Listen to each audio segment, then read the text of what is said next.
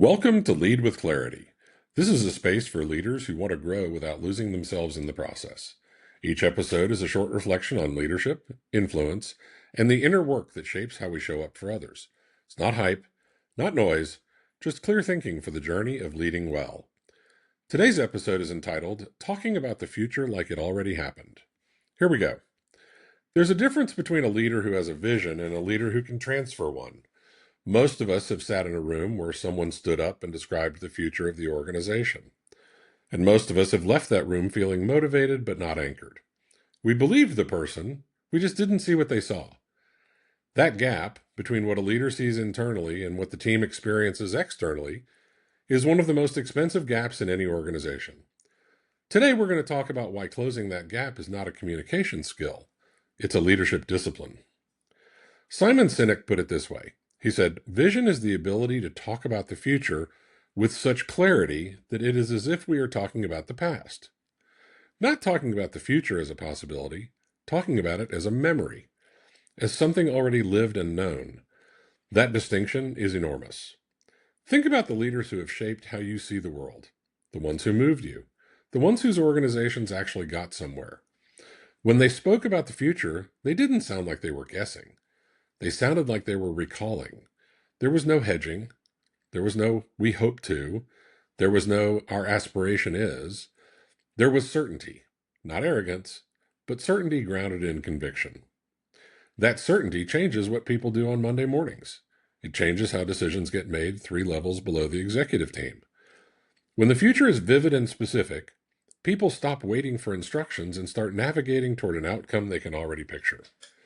Here's where most leaders get this wrong. They hear clarity of vision and they think they need a better slide deck, a more polished narrative, maybe a new mission statement with sharper language. So they work on the words, and the words get cleaner, but the vision still doesn't land. The reason is simple. Clarity of language without clarity of thought is just noise dressed up nicely. The problem is upstream. If you cannot describe the future in past tense because you haven't yet thought it through in that kind of detail, no amount of communication training will fix it. The work has to happen before the words. So the real question is not how do you communicate your vision more clearly? The real question is, have you spent enough time in the future to describe it like a place you've already been? That means sitting with the hard specifics. What does the organization look like in 3 years? Not in terms of values or culture, but in terms of decisions made, customers served, problems solved, and capabilities built. What would someone see if they walked into your company on that day? What would they hear? What would have already happened that made this moment possible? When you can answer those questions with the same ease you used to describe last quarter's results, your vision becomes transferable. And transferable vision is the only kind that actually drives behavior. So before your next leadership conversation, try this. Describe your organization's future in the past tense.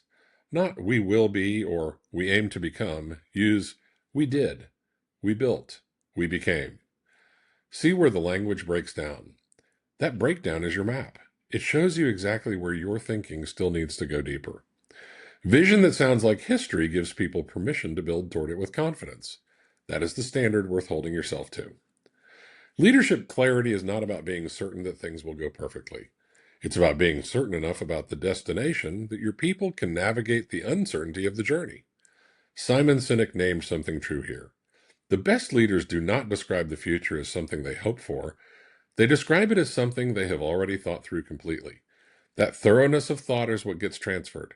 Not the charisma, not the slide, the thought. Do the thinking first. Clarity follows.